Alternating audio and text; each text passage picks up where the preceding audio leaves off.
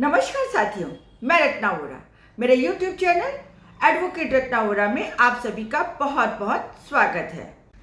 साथियों, आज का ये वीडियो उन लोगों के लिए है जो 5 राज्यों के चुनावी नतीजों के आने के बाद बहुत ज़्यादा प्रफुल्लित है, उत्साहित है, खुश है, बल्ले बल्ले कर रहे हैं। और मतलब उनको तो ऐसा लग रहा है कि बस ये जो कुछ भी हुआ है सिर्फ और सिर्फ मोदी की वजह से हुआ है। मोदी है तो मुमकिन है, मोदी की गारंटी है। और ये वो सब अंधभक्त है जो व्हाट्सएप यूनिवर्सिटी में फालतू फालतू काम करके मोदी मोदी मोदी की वाहवाही करते रहते हैं।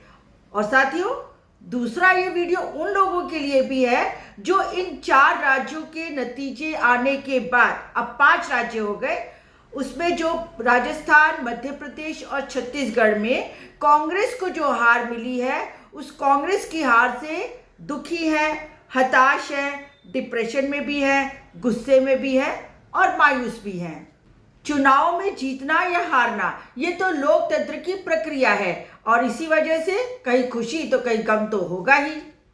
पर इन नतीजों को देखते हुए ऐसा लगता है कि कांग्रेस इन नतीजों के लिए मानसिक रूप से तैयार नहीं थी और उन कांग्रेस के लिए ये कुछ अप्रत्याशित नतीजे हैं। साथियों, राजस्थान और मध्य प्रदेश में जो भी लोग मोदी जी को श्रेय दे रहे हैं, उनके लिए मैं कुछ खास कहना चाहती हूँ कि राजस्थान में वसुंधरा राजे सिंधिया और मध्य प्रदेश में शिवराज सिंह चौहान को बीजेपी साइडलाइन करना चाहती थी, दरकिनार करना चाहती थी। ना तो उनको रैलियों में उनका बैनर पोस्टर में कहीं नाम था, ना ही उनकी शिवराज चौहान जी की जो योजनाएं थी उनके बारे में कोई जिक्र किया जाता था। यहाँ तक कि शिवराज चौहान मामा को कहना पड़ा लोगों के बीच में जाके कि भाई मामा चुनाव लड़े या ना लड़े। इस तरह से देखा जाए तो मध्य प्रदेश में और राजस्थान में उनके अंतःकलह थे। पर फिर जब मोदी जी को लगा और अमित और नड्डा जी को लगा कि इनके बिना चुनाव नहीं जीता जा सकता है, तो बाद में इन्होंने इनको प्यार से बुला लिया और पीठ थपथपा दी। अपमान का घूंट पीने के बावजूद भी ये दोनों कदावर नेता जो राजस्थान और मध्य प्रदेश की जमीन से जुड़े हुए थे, फिर से जुड़ गए काम में और भारतीय जनता पार्टी को अप्रत्याशित जीत मिली। दूसरी बात, ऐसा नहीं है कि मोदी ही मोदी है और मोदी का जलवा है, मोदी की गारंटी है, मोदी को सब पसंद करते हैं। जी नहीं, ऐसा बिल्कुल नहीं है। ये तो राजनीतिक चुनावी समीकरण है जिसके मैकेनिज्म को भारतीय जनता पार्टी ने बहुत अच्छी तरह समझ लिया है। कांग्रेस की जहाँ पे भी उम्मीदवार हो उनके सामने अपक्ष उम्मीदवारों को खड़ा कर दो, छुट भैये लोगों को खड़ा कर दो, छोटी मोटी पार्टियों को खड़ा कर दो। हाँ, एक बात साफ है कि यदि कांग्रेस ने इंडिया गठबंधन के अपने साथियों को भी साथ लेके चले होते तो ये नुकसान नहीं होता। पर कहने का मतलब ये है कि अगर कोई लोग ये सोचते हो कि ये मोदी जी की जीत है तो मैं इसको बिल्कुल भी नहीं मानती हूँ। हाँ, ये उनका मैकेनिज्म की जीत है और यही जीत करते करते उन्होंने गुजरात भी जीता, मध्य प्रदेश जीत लिया, राजस्थान जीत लिया और छत्तीसगढ़ जीत लिया। यहाँ एक और बात मैं बहुत स्पष्ट रूप से कहना चाहती हूँ कि अब पूरे नतीजे आ चुके हैं और जो इलेक्शन कमीशन के आंकड़ों को देखा जाए तो उन आंकड़ों से पता चलता है कि कांग्रेस ने पूरे शिद्दत से अपने चुनाव लड़े हैं। ये बात अलग है कि कुछ और कारण थे, कांग्रेस के अंदरूनी कारणों की वजह से कांग्रेस नहीं जीत पाई है, उसमें से कांग्रेस को बाहर आना पड़ेगा, मनोमंथन करना पड़ेगा। पर जो चुनावी नतीजों में जो वोट और परसेंटेज मिला है उसमें कांग्रेस ने भाजपा से ज़्यादा वोट लिए हैं। दूसरी ओर जो टोटल वोट मिले हैं उसमें 8 लाख ज़्यादा वोट कांग्रेस को मिले हैं इन 4 राज्यों से। इससे एक बात तो साफ तौर पे जाहिर होती है कि राजस्थान में, मध्य प्रदेश में, छत्तीसगढ़ में प्रजा ने, जनता ने कांग्रेस को नकारा नहीं है, कांग्रेस को जिताने की कोशिश की है, चाहते थे कि कांग्रेस जीते। और जितने परसेंट वोट कांग्रेस को मिले हैं और जितने परसेंट वोट दूसरी पार्टियां या दूसरे निर्दलियों को मिले हैं, अगर उन सब का जमा कर दिया जाए तो बीजेपी राजस्थान में भी हारती, छत्तीसगढ़ में भी हारती और मध्य प्रदेश में भी हारती। वोट और परसेंटेज देखने के बाद बीजेपी 3 राज्यों में जीती हुई है, उसके बावजूद भी अंदर ही अंदर उन्हें चिंता खा रही है कि अब 2024 में लोकसभा का क्या। चलो अब उन राज्यों की भी बात कर ली जाए जिन राज्यों में बीजेपी जीती है या जिन राज्यों में बीजेपी के एमपीज हैं ज़्यादा। तो उन राज्यों में यूपी में 80 सीटें हैं, मध्य प्रदेश में 29 सीटें हैं, गुजरात में 26 सीटें हैं और राजस्थान में 25 सीटें हैं। इन सभी सीटों को मिला लिया जाए तो ये टोटल 160 सीटें बनती हैं। माना कि 160 की 160 सीटें बीजेपी ले जाती है, उसके बाद आगे क्या, ये एक बहुत बड़ा प्रश्न है। अब इसके बाद उन राज्यों को क्या जहां पर इंडिया गठबंधन के नेता हैं और जहां पे भारतीय जनता पार्टी की वो हालत नहीं है, वो इतनी सशक्त और मजबूत नहीं है जितनी कि जो मैंने ऊपर राज्य गिनाए उनमें उनकी सशक्ति दिखती है। इसमें आप महाराष्ट्र ले लीजिए, उसकी 48 सीटें हैं, वेस्ट बंगाल की 42 सीटें हैं, बिहार की 40 सीटें हैं, तमिलनाडु की 39 सीटें हैं, कर्नाटका की 28 सीटें हैं, केरला की 20 सीटें हैं, तेलंगाना की 17 सीटें हैं, झारखंड की 14 सीटें हैं, पंजाब की 10, हरियाणा की 10, दिल्ली में 7 सीटें और जम्मू कश्मीर में 6 सीटें और हिमाचल में 4 सीटें हैं।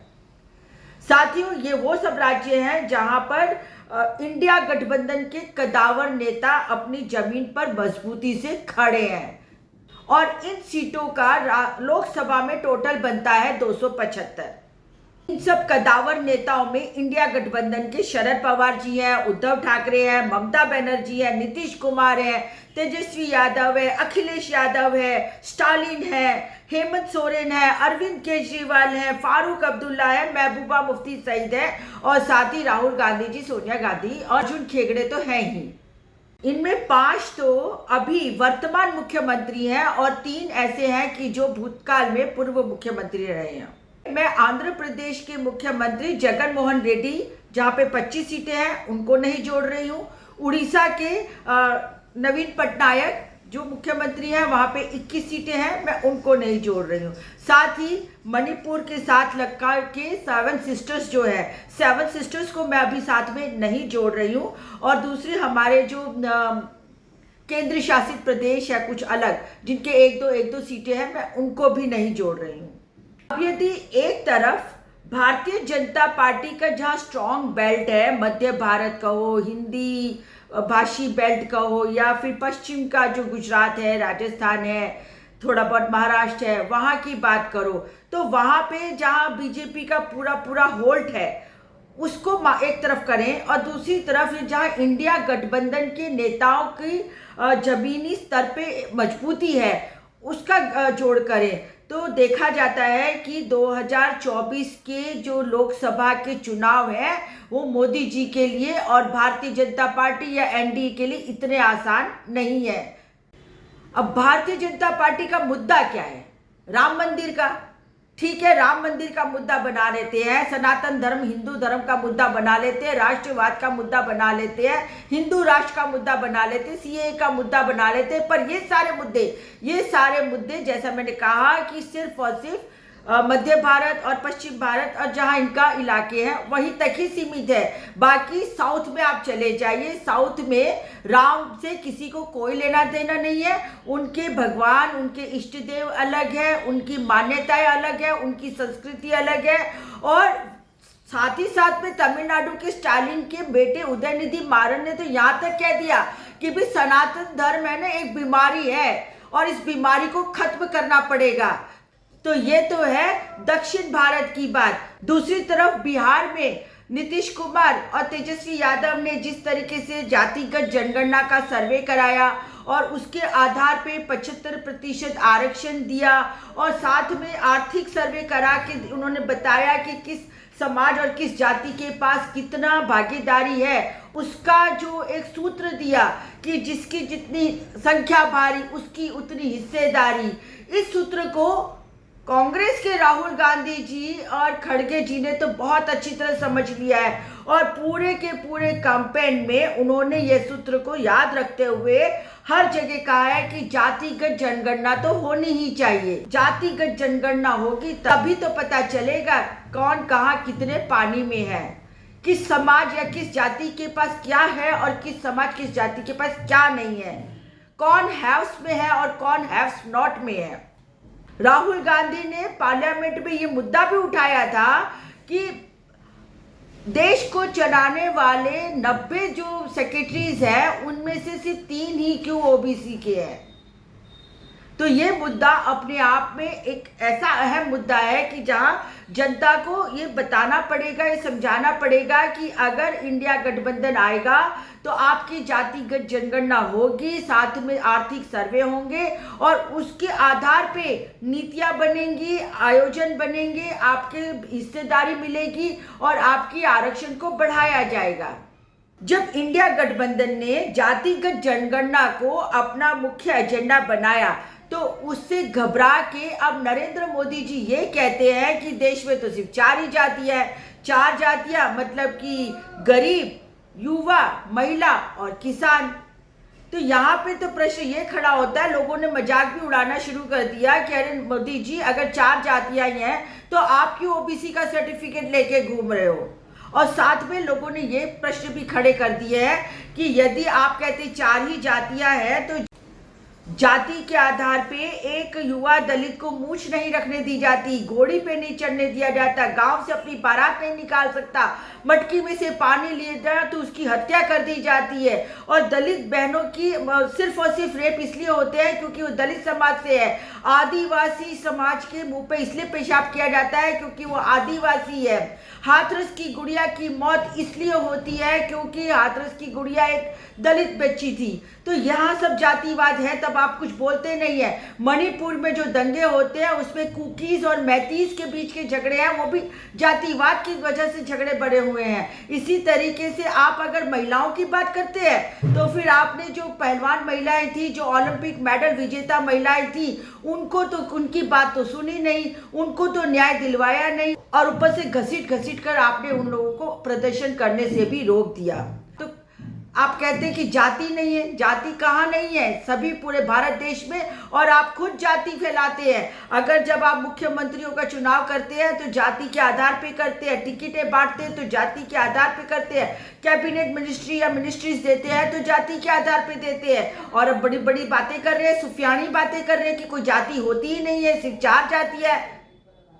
मोदी जी इनको जातियां नहीं कहते हैं, इनको वर्ग कहते हैं। फिर वो चाहे गरीब वर्ग हो, युवा वर्ग हो, महिला वर्ग हो या किसान हो, इन्हें जातियां नहीं कह सकते। भारत देश में जो सनातन धर्म की राजनीति आप करते हैं ना, सनातन धर्म जाति आधार पे टिका हुआ है। अगर सनातन धर्म में से वर्ण व्यवस्था निकाल दी जाए तो इस हिंदू धर्म कुछ और होता और तब इस हिंदू धर्म का इतना विरोध नहीं होता जो स्टालिन कर रहे हैं या फिर वो आम्बेडकरवादी करते हैं जो ये कहते हैं कि भी हिंदू धर्म की वजह से ही उनका पतन हुआ है, उनका शोषण हुआ है। और इस हिंदू धर्म की वजह से डॉक्टर भीमराव अंबेडकर, जिनका आज परिनिर्वाण दिवस है, वो कभी भी हिंदू धर्म नहीं छोड़ते और बुद्ध धर्म नहीं अपनाते। परंतु यह आपकी जातिगत व्यवस्था है, हिंदू धर्म की जातिगत व्यवस्था है, वर्ण व्यवस्था है। इसीलिए जाति के साथ में आप शोषण करते हैं, शोषण करवाते हैं। आपके समाज के लोग एक जाति को दूसरी जाति से अलग करके लड़ते हैं, उनका अपमान करते हैं, उनका शोषण करते हैं, उनको नीच बोलते हैं, उनके साथ भेदभाव छुआछूत करते हैं। देश की आज़ादी के 75 सालों के बावजूद भी दलित समाज, आदिवासी समाज को छुआछूत का भोग बनना पड़ता है। और आप कहते हैं जाति नहीं है, किसको बेवकूफ बना रहे हैं। इंडिया गठबंधन इसके अलावा और भी मुद्दों पे कटिबद्ध है, जैसे ओल्ड पेंशन स्कीम हो, किसानों को एमएसपी देने की बात हो, अग्निवीर की योजना हो, महिलाओं को न्याय देने की बात हो, 8वां वेतन आयोग की बात हो। ये सारे, बेरोजगारी है, महंगाई है, महिलाओं के मान सम्मान की बात है। इन सब मुद्दों के ऊपर इंडिया गठबंधन कटिबद्ध है, जबकि इन सब मुद्दों के ऊपर भारतीय जनता पार्टी और इनके अलायंस बिल्कुल शांत है। उनके पास इन मुद्दों के ना तो जवाब है और ना ही वो जवाब देना चाहते हैं। भारतीय जनता पार्टी ये सोचती है कि शायद वो हिंदू मुस्लिम करवा के लोकसभा के चुनाव जीत जाएंगे, मंदिर बनवा के जो लोकसभा के चुनाव जीत जाएंगे। पर मंदिर तो पहली बात है आपने तो बनवाया नहीं है, आपके पैसों से तो बन नहीं रहा, सरकारी पैसों से मंदिर बन रहा है। दूसरा, ये कोर्ट के आदेश से मंदिर बन रहा है, और मंदिर बनने के बाद भी पंडे पुजारी तो आप ही के होंगे ना, जो क्रीम मलाई मक्खन खाएंगे।